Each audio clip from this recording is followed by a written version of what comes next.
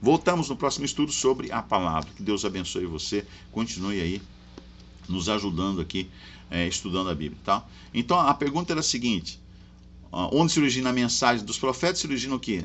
Em Deus, segundo o apóstolo Paulo, em 1 Tessalonicenses capítulo 2, verso 13, se origina em Deus. E toda a escritura, ela é inspirada? Será que toda a escritura ela é inspirada? Segundo Timóteo 3,16, carta de Paulo ao jovem Timóteo, na época quando Timóteo recebeu essa carta, ele era jovem, né? Vamos lá, carta do apóstolo Paulo ao jovem Timóteo, aqui na palavra de Deus, capítulo 3, 2 Timóteo 3,16. Segunda carta de Paulo, 3,16. Olha só o que Deus diz. O que Deus diz através da sua palavra. Toda a escritura é inspirada por Deus? Vamos ver o que Paulo diz a Timóteo. 3,16. Toda a escritura é inspirada por Deus. E ela é útil para o ensino, para a repreensão, para a correção, para a educação na justiça. Então a escritura, ela é toda a escritura, toda ela. Quando fala toda, é tudo. Toda a escritura, toda a palavra de Deus, ela é inspirada por Deus. Não tem coisa de homem aqui não. Aqui é inspiração divina. Okay? A palavra de Deus é inspiração divina.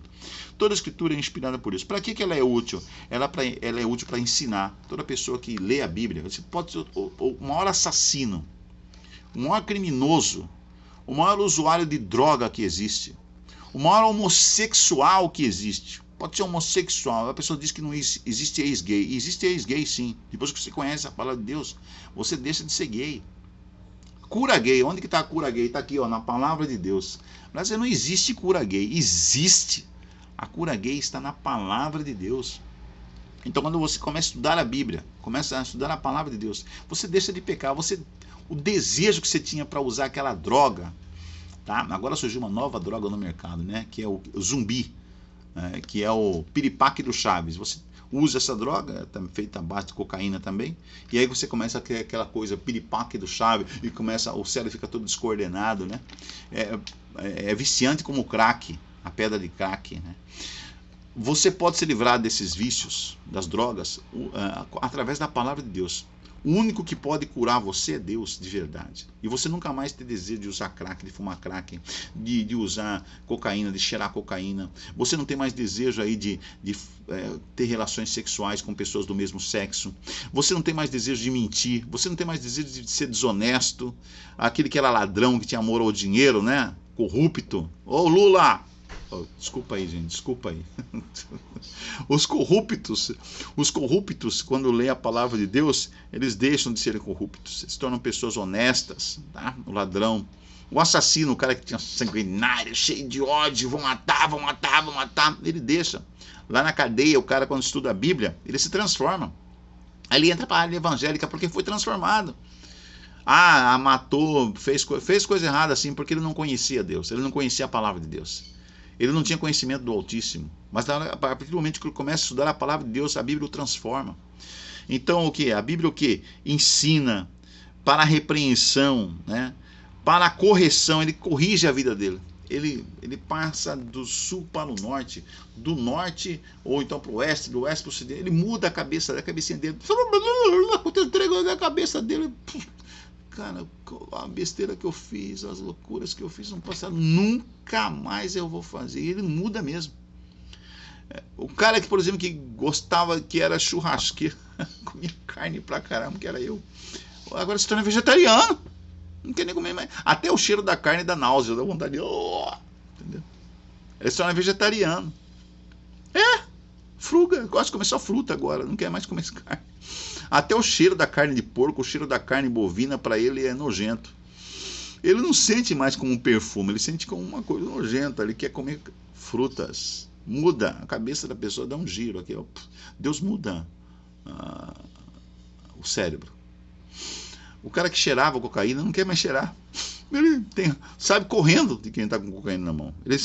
Ele agora quer viver na paz de Deus, ele quer viver em paz, tranquilo, com a mente raciocinando corretamente. Então, a Bíblia faz você transformar você 360 graus, 380 graus, sei lá, você dá um giro ali e muda toda a sua coordenação cerebral, o seu coração, tá? Então, a Bíblia serve para isso, para a correção, para a educação na justiça. Aí você é educado na justiça, é educado com Cristo. Porque quem começa a ser o seu professor, o seu mestre, o seu ensinador é Cristo. A justiça divina. Quem é a justiça divina? Cristo, o próprio Deus. Agora você é aluno de Jesus Cristo. E aí Jesus Cristo vai fazendo de você uma bênção para todas as pessoas que estão ao seu redor. Você se torna uma bênção ao mundo que está ao seu redor. A Bíblia é o único livro, é o único remédio que você tem, a humanidade tem para a transformação. Quem lê esse livro, quem estuda esse livro, ele se transforma. O ateu se torna o mais crente dos crentes. O ateu, aquele cara que era ateu. Quando ele lê a Bíblia, ele se torna o mais crente dos crentes. Com o espírito sincero no coração, quando ele lê a Bíblia com o espírito sincero no coração, ele se torna o mais crente dos crentes. O ex-ateu. O cara depois não é mais ateu, ele sou ex-ateu depois que lê a Bíblia. Tá? Tudo é por aqui. A palavra de Deus transforma. Ok? Então, o que devemos buscar então nas Escrituras? São João capítulo 5, a pergunta número 4. O que devemos buscar nas Escrituras? São João capítulo 5, verso 39. São João 5, 39. São João 5, 39. João é a epístola. Não, aqui está falando São João, né? Não, é o Evangelho, tá? É o quarto Evangelho. Não, quarto Evangelho antes de Atos, depois de Lucas. São João capítulo 5, verso 39. Você já achou aí, né? E eu estou aqui ainda achando. Aqui, São João capítulo 5, verso 39. Olha o que diz-nos a palavra de Deus. 5:39 diz assim: vocês examinam, Jesus falando, tá? Que são palavras de Jesus.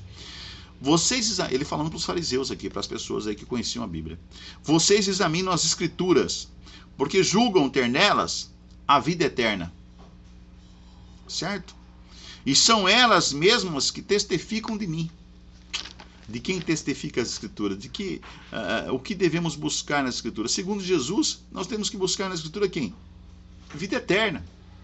Vocês buscam o quê? Na Escritura, a vida eterna. Vocês não querem ter a vida eterna? Então, vocês buscam nas Escrituras a vida eterna, certo? Vocês examinam as Escrituras porque julgam ter nelas o quê? A vida eterna. E são elas mesmas que testificam de quem? De Jesus, de Cristo. Então, o que nós estamos aqui buscando nas Escrituras? Vida eterna. Você não quer ter vida eterna? Quem quer morrer aí? Eu quero morrer, por favor, dá um tiro. Não, ninguém quer morrer. Quem quer morrer aí? Eu quero morrer. Não, ninguém quer morrer. Ninguém quer morrer. Todo mundo quer ter vida eterna. Por mais que o cara está velhinho lá, com 100 e tantos anos, quando ele fala assim, morrer, vou morrer, não quero morrer. Ele quer ter vida eterna, todo mundo quer ter vida eterna, tá? E você acha a vida eterna nas Escrituras, estudando a Bíblia. A vida você vai encontrar nas Escrituras, ok? Ali você não vai encontrar nas Escrituras prosperidade material. Eu quero buscar na Escritura para ter prosperidade material. Não é prosperidade material que vai te trazer paz. Não é dinheiro, não é riqueza. A teologia da prosperidade. Estude a Bíblia para você se tornar uma pessoa próspera. Também pode ser. Mas na Bíblia você vai encontrar o quê? Vida eterna. Sucesso profissional. Eu vou estudar a Bíblia para ter sucesso profissional. Vou ser um jornalista de sucesso. Vou ser um professor de sucesso. Vou ser um profeta. Não. Ali você vai encontrar a vida eterna. Você pode até encontrar tudo isso aí. Sucesso. Buscar em primeiro lugar o reino de Deus. Todas as demais coisas serão acrescentadas. Mas principalmente você vai encontrar ali vida eterna. Quem é o verbo ou a palavra descrito no Evangelho de João? Primeiro João aqui, vamos voltar no mesmo livro aqui, né? João capítulo 1. Vamos só voltar algumas páginas atrás, no livro de João, no Evangelho de João, no capítulo 1. No verso 1, 4, de 1 a 4, e depois no verso 14, tá? João 1, de 1 a 4. Primeiramente diz assim: no princípio era o verbo. E o verbo, a palavra, tá? As traduções está escrito assim, umas traduções está escrito assim, palavra. No princípio era o verbo, e o verbo estava com Deus. Esse barulho aqui são pombas no meu telhado, esse barulhinho aí. No princípio era o verbo, e o verbo estava com Deus, e o verbo era Deus. A palavra estava com Deus, a palavra era Deus, e a palavra era Deus. A palavra estava com Deus, estava no princípio, e a palavra, o verbo, era Deus. Isso aqui ele está citando aí os filósofos da época. João estava citando os filósofos da época que falavam sobre o verbo, né? Se você for ler lá Anaximandro, Sócrates e outros grandes filósofos gregos, né, Platão, Aristóteles, eles falam da palavra, eles falam do verbo. Quem era o verbo? O verbo era Deus. Ele estava no princípio com Deus. Todas as coisas foram feitas por ele, né? Pelo verbo, pela palavra de Deus. E sem ele, nada do que foi feito se fez. Aqui, João está falando para os gregos, ele estava falando aqui para os filósofos, para nós. Todas as coisas foram feitas por ele, pela palavra, pelo verbo de Deus. E sem ele, nada do que foi feito se fez. Quem que é o verbo de Deus, a palavra de Deus? Jesus Cristo, o Criador, tá? A vida estava nele e a vida era a luz dos homens. A vida está em Cristo, a vida está em Deus e a vida é a luz dos homens. E aí no verso 14 diz assim: e o verbo, a palavra, Cristo, Deus, se fez carne. Ele se fez carne.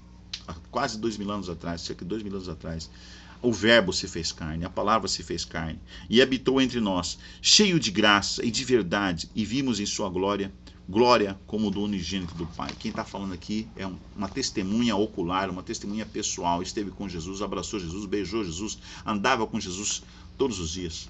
3 anos e meio andando com Jesus, quando Jesus o chamou lá na rede do pescador, né? Ele era pescador, João. Ele andou com Deus, ele andou com o verbo de Deus, ele andou com a palavra de Deus. Ao verbo que se fez carne e habitou no meio da humanidade, que habitou entre nós, Jesus Cristo, coisa maravilhosa. Eu queria ter esse privilégio, que privilégio, né? Andar com Jesus, viver com Jesus, estudar teologia com o próprio Criador da teologia, né? Com o próprio Criador. 3 anos e meio de teologia. Tem gente que fala assim: eu não preciso estudar teologia, porque eu sou a minha palavra, eu devo pegar. É importante estudar teologia. Porque os apóstolos estudaram teologia com o maior mestre de teologia de todos os tempos, o mestre dos mestres. Todos os teólogos gostariam de estudar teologia com a palavra que se fez carne e habitou no meio de nós, Jesus Cristo. Então, quando você estuda a Bíblia, quando você estuda a palavra de Deus, você está estudando teologia. Isso aqui é teologia. Então, você está fazendo um curso de teologia aqui. Eu estou ensinando teologia para você. O Espírito Santo ensina teologia para você. O verbo que se fez carne habitou no meio de nós e ele andou ali, ele aprendeu tudo com Jesus. Ele fez 3 anos e meio de teologia, 3 anos e meio mais 40 dias, né? Depois da ressurreição, Cristo passou uns 40 dias com eles ainda, ensinando tudo sobre a compreensão do Velho Testamento, né? Dos textos do Velho Testamento. Então eles entenderam mais profundamente por que Jesus tinha que morrer, ser crucificado e ressuscitar, e ser ressuscitado, e como que seria então a salvação da humanidade. Eles tiveram esse curso forte com Deus, com exceção de Judas, que havia se enforcado, mas todos eles tiveram, né? Cerca de 40 dias eles ainda ficaram com Jesus ali, 40 dias, e aprenderam mais, Jesus explicando para eles, né, depois da ressurreição, sobre toda a história da redenção, né? Toda a história da redenção, da salvação da raça humana. Que método então Deus usou para criar todas as coisas? Eu já li o verso 1:4 de João e o verso 14. Então, quem é o verbo ou a palavra descrita no Evangelho de João? Resposta: Jesus Cristo, o Criador de todas as coisas. A pergunta número 6. Que método Deus usou para criar todas as coisas? Qual o método divino? Salmo 33:9. Salmo 33:9, a gente vai responder aí na próxima. Vamos abrir em Salmo 33:9. Aguarde um próximo estudo aí sobre a palavra de Deus, tá ok? Dê o seu like, o seu gostei, se inscreva, comenta, compartilha, ok? Próximo estudo sobre a palavra de Deus. Vamos lá, próximo aí.